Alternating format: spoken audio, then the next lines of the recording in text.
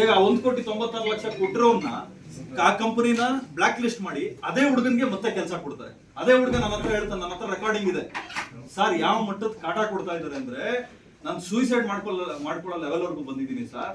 ಏನಾದ್ರೂ ನಾನು ಸತ್ರೆ ಸರ್ ಅವ್ರ ಹೆಸರೇ ಬರ್ದು ನಾನಂದ್ರೆ ನೋಡಪ್ಪ ಆ ದುಡ್ಡಿಗೆ ನೀನ್ ಸಹಾಯಕ್ ಹೋಗ್ಬೇಡ, ಆ ತರದ್ದು ಬಂದಾಗ ನಿನ್ ಪ್ರಾಣ ಬಹಳ ದೊಡ್ಡದು, ನಾನು ನಿನ್ ಜೊತೆಲಿ ಇರ್ತೀನಿ ಅಂತೇಳಿ ಇವತ್ತಿಗೂ ನಾನು ಹೇಳ್ತೀನಿ. ಇವತ್ತಿಗೂ ನನ್ನ ತಾಯಿ ಮತ್ತೆ ನಾನು ನಂಬಿರೋ ಬನಶಂಕರಮ್ಮನ ಮೇಲೆ ಹಣೆ ಇಟ್ಟು ನಾನು ಹೇಳ್ತೀನಿ, ಸಂಘದಲ್ಲಿ ಏನಾದ್ರೂ ನಾನು ತಿಂದಿದ್ರೆ ಸಾಬೀತಾದ್ರೆ ನನ್ನ ಆಸ್ತಿ ಎಲ್ಲ ಬರ್ತು ಕೊಟ್ಬಿಡ್ತೀನಿ. ರೇ ಸಂಘಕ್ಕೆ HSR ಲೇಔಟ್ 3 ಕೋಟಿ ರೂಪಾಯಿ ಸೈಟ್ ಕೊಟ್ಟವ್ರಿ, ನಾನು 3 ಕೋಟಿ ರೂಪಾಯಿ ಸೈಟ್ ಕೊಟ್ಟವ್ರಿ.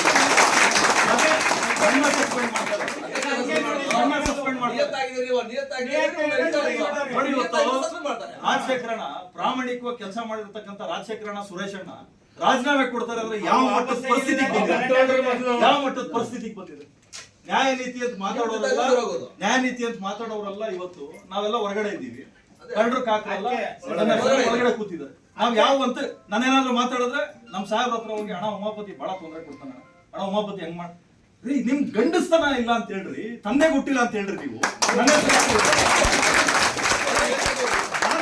ಮಾಡಿದ್ರೆ ಅಣ್ಣ ಉಮಾಪತಿ ಈ ಮಟ್ಟಕ್ಕೆ ಆಗ್ಬಿಟ್ರೆ ನಾವ್ ಏನ್ರಿ ತಪ್ಪು ಮಾಡಿದೀವಿ? ಸಂಸ್ಥೆಗೆ ನಾನೇನ್ ದುಡ್ಡು ಖರ್ಚು ಮಾಡಿ ಬಂದಿಲ್ಲ ಅಣ್ಣ, ಚಿಕ್ಕಬಳ್ಳಾಪುರ ಡೈರೆಕ್ಟರ್ಗಳ ತರ ನಾನು ಅಷ್ಟೇ ಬಹಳ ಫ್ರೀ ಆಗಿ ಬಂದಿದ್ದೀನಿ, ನನ್ನ ಹತ್ರ ಯಾರು ದುಡ್ಡು ಇಸ್ಕೊಳ್ಳಿಲ್ಲ.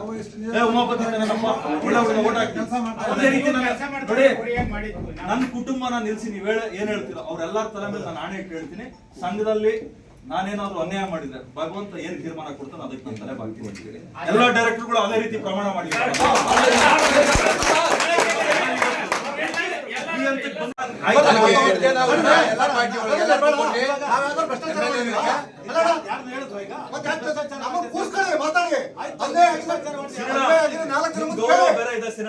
ನೀವು ಕೆಲವೊಬ್ಬರಿಗೋಸ್ಕರ ನಿಮ್ ಗೌರವ ಕಳ್ಕೊಂಡ್ಬಿಡ್ತೀರ.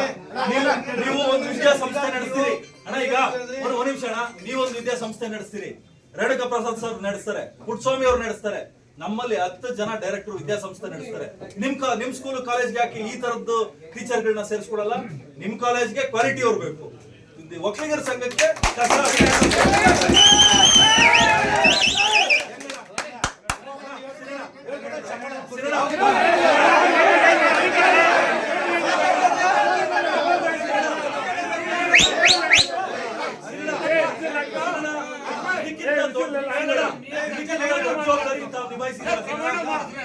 ಇದಕ್ಕಿಂತ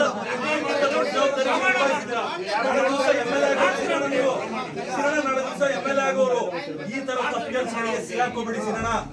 ನೀವು ತಪ್ಪು ಮಾಡದೆ ಹೋದ್ರು ನೋಡಿ ಒಂದೆರಡು ಕೇಳಿ ಆ ಓಡಿ ನೋಡಿ ಸಿರಣ, ಆ ಓಡಿ ಅದು ಎಷ್ಟು ಅಪರಾಧ, ಆ ಓಡಿ ನೋಡೋದು ಅಷ್ಟೇ ಅಪರಾಧ. ತಲೆಯಲ್ಲಿ ಇಟ್ಕೊಳ್ಳಿ, ನೀವು ತಪ್ಪು ಮಾಡೋರ ಜೊತೆ ಇದ್ರೆ ನೀವು ತಪ್ಪಿತಸ್ಥರೇ.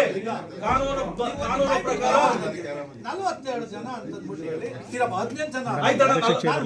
ಜನ ಅಂತಾದ್ರೆ ನೀವೇ ಮೆಡಿಕಲ್ ಕಾಲೇಜಲ್ಲಿ ಅವತ್ತು ನೀವು ಅಧ್ಯಕ್ಷರಾಗಿ 2ನೇ ದಿವಸನ 3 ದಿವಸಕ್ಕೂ ನೀವು ಅವತ್ತು ಮೆಡಿಕಲ್ ಕಾಲೇಜಲ್ಲಿ ನಮ್ನೆಲ್ಲಾ ಡೈರೆಕ್ಟರ್ಗಳನ್ನು ಅಲ್ಲಿ ಬೀಗ ಕೂರಿಸ್ಬಿಟ್ರಿ.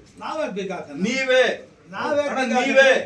ಅಣ್ಣ ಖಂಡಿತವಾಗ್ಲೂ ಇವತ್ತು ತೆಗೆದು ನೋಡಿ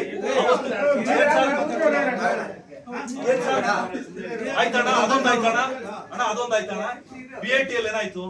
BIT ಅಲ್ಲಿ ನೀವು EC ಅಲ್ಲಿ ನೀವೇ ತೀರ್ಮಾನ ಬರ್ಸಿದ್ದೀರಾ ಏನಂತ, ಆಗಿರ್ತಕ್ಕಂತ ಇಂಟರ್ವ್ಯೂ ಲೋಪದಲ್ಲಿ ಡೆಮೋ ಕ್ಲಾಸ್ ಆಗ್ಬೇಕು ಅಂತ ಹೇಳಿ. ಇದುವರೆಗೂ ಡೆಮೋ ಆಗ್ಲಿಲ್ಲ. ಸಂಬಳ ನೀವು ಕೊಟ್ಟಾಯ್ತು, ಒಂದು ಹೆಚ್ಚು ಕಡಿಮೆ 6 ರಿಂದ 7 ತಿಂಗಳು ಮುಗೀತು ಇಲ್ಲಿವರೆಗೂ. ಇಷ್ಟಾದ್ರೂ ಕೂಡ ಇಲ್ಲಿವರೆಗೂ ಡೆಮೋ ಕ್ಲಾಸ್ ಮಾಡಿಲ್ಲ. ಮತ್ತೆ ಯಾವಂತದ್ದು ಕ್ವಾಲಿಟಿ ಎಜುಕೇಶನ್ ನೀವು ಕೊಡ್ತೀರಿ? ಇವಾಗ ಒಂದು ಉದಾಹರಣೆ ಹೇಳ್ತೀನಿ. ನಮ್ ಸ್ವಂತ ಚಿಕ್ಕಪ್ಪನ ಮಗಳು ನನಗೆ ಇಂಜಿನಿಯರಿಂಗ್ ಸೀಟ್ ಬೇಕಣ್ಣ ಅಂತ ಬಾಮ್ಮ ನಮ್ ಕಾಲೇಜಲ್ಲೇ ಕೊಡ್ತೀನಿ. ಬೇಡಣ್ಣ ನಿಮ್ ಕಾಲೇಜಲ್ಲಿ ನಾನು BMS ಅಲ್ಲಿ ಓದ್ತೀನಿ ಅಣ್ಣ. BMS ಅಲ್ಲಿ ಡೊನೇಷನ್ ಕೊಟ್ಟು ಸೇರ್ಸೋಣ. ಯಾಕೆ ಗೊತ್ತಾ?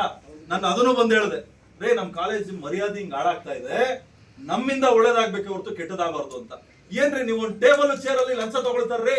ನಾನು ಟ್ರೆಜರರ್ ಆಗಿದ್ದಾಗ 1.25 ಕೋಟಿ ನಮ್ಮ ಸೀನಣ್ಣ ಅವರ ಮಗನ್ ಫ್ರೆಂಡು ಪಾಪ ಸೀನಣ್ಣ ಅವ್ರ ಮಗ ನನಗೆ ಫೋನ್ ಮಾಡ್ತಾನೆ, ಅಣ್ಣ ಏನಣ್ಣ ಇಲ್ಲಿ ಹಿಂಗ ಆಗ್ಬಿಟ್ಟಿದೆ ಅಣ್ಣ. ನಾನ್ ಹೇಳಿದ್ರು ಕೂಡ ಸೈನ್ ಆಗ್ತಾ ಇಲ್ಲ ಅಣ್ಣ. ಕೆಲವೊಬ್ಬರು ಡೈರೆಕ್ಟರ್ಗಳು ಅಲ್ಲಿ ರಿಮಾರ್ಕ್ ಬರೆದು ಬಿಟ್ಟಿದ್ದಾರೆ, 5 ಲಕ್ಷ ಕೊಟ್ಟಿರ್ತಾರೆ. ಆತನ ಇಲ್ಲಿ ಹೊರಗಡೆ ನಿಂತಿದ್ದಾನೆ ಲಂಚ ಕೊಟ್ಟವನು. ಕೊನೆಗೆ ಆತ ಹೇಳ್ತಾನೆ, ಸರ್ ನನ್ನ ಹೆಂಡತಿ ಮಾಂಗಲ್ಯ ಅಡ ಇಡಬೇಕು ಸರ್. ಪ್ರಮೋದ್ ಅವ್ರು ಹೇಳ್ತಾರೆ, ₹1 ಲಂಚ ಕೊಡ್ಬೇಡ, ನಾನು ಏನೋ ಮಾತಾಡಿ ಪೇಮೆಂಟ್ ಕೊಡ್ತೀನಿ. ಕೊನೆಗೆ ಪ್ರಮೋದ್ಗೆ ನಾನು ಹೇಳಿದೆ, ನೀನ್ ತಲೆ ಕೆಡಿಸ್ಕೊಂಡ್ಬಿಡಪ್ಪ, ನಾನು ಕೊಡ್ತೀನಿ ₹1. ಕೊನೆಗೆ ಪೇಮೆಂಟ್ ಕೊಟ್ಟು ಪ್ರಮೋದ್ಗೆ ನಾನು ಫೋನ್ ಮಾಡಿದೆ, ಅಣ್ಣ ಥ್ಯಾಂಕ್ಸ್ ಅಣ್ಣ, ಅವ್ನ ಹೆಂಡತಿ ಮಾಂಗಲ್ಯ ಅಡ ಇಡೋ ಲೆವೆಲ್ಗೆ ಬಂದಿದ್ದ. ನೀವು ಫೋನ್ ಮಾಡಿ ಕೇಳಿದ್ರು ಹಂಗೆ ಇರ್ಬೇಕು. ಅಂತ ಡೈರೆಕ್ಟರ್ಗಳು, ನಾಲಾಯಕ್ ಡೈರೆಕ್ಟರ್ಗಳು. ಅಣ್ಣ ಈ ಕೆಲಸ ಮಾಡೋದು ಒಂದೇ, ಅವ್ರ ಹೆಂಡತಿ ಮಕ್ಕಳಿಗೆ ವಿಷ ಕುಡ್ಸೋದು ಒಂದೇ. ಈಗ ಹಿಂದೆ ಆಯ್ತು, ಈ ಸಲ ಹೇಳ್ತಿಲ್ಲ ಹಿಂದೆ